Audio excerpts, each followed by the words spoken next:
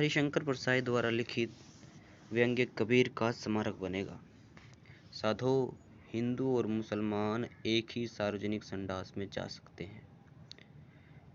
दस्त के मामले में भाई भाई होते हैं, मगर कबीरदास की मुसलमानों ने मजार बना ली थी और हिंदुओं ने समाधि बना ली थी, और दोनों के बीच में एक दीवार खड़ी कर ली थी जिससे मजार और समाधि पर एक दूसरे की नज़र न पड़े। कबीर जब जिंदा थे तब समूचे थे, एक थे, मगर मरने के बाद उनके दो टुकड़े कर दिए गए, हिंदू कबीर और मुसलमान कबीर। कबीरदास हिंदू और मुसलमान दोनों के ढोंग की पिटाई करते थे। मरने के बाद ढोंगियों ने कबीरदास के सत्य की पिटाई कर दी। सत्य को हिंदू और मुसलमान दो टुकड़ों में तोड़कर समाधि और मजार में गाड़ दिया, बीच में दीवार खड़ी कर दी, अपनी मूर्खता की ईंट गारी की।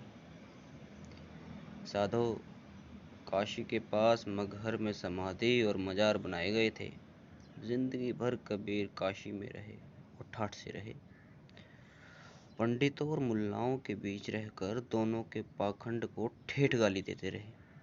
उस जमाने में जब किसी को मार डालना बहुत आसान था, कबीर पाखंडी ब्राह्मणत्व की राजधानी में जिंदा कैसे रहे?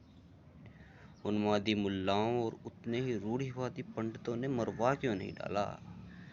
ऐसा मालूम होता है कि नीची जातियों के लड़ाकू भक्त कबीर की रक्षा करते होंगे।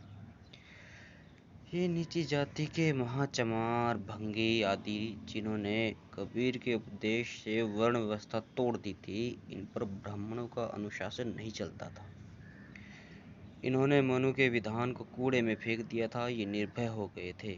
वरना मनुस्मृति में तो यह लिखा है, यदि कोई द्विज किसी शूद्र की हत्या कर दे तो उसे उतना ही पश्चाताप करना चाहिए जितना कुत्ता और सुअर को मारने पर होता है। मनु ने जिन शूद्रों को कुत्ता और सुअर बना दिया था, वही मुक्त होकर कबीर के चेले हो गए थे। इस तरह बहुत से गरीब मुसलमान भी मुल्लाओं के चक्कर से छूट गए थे।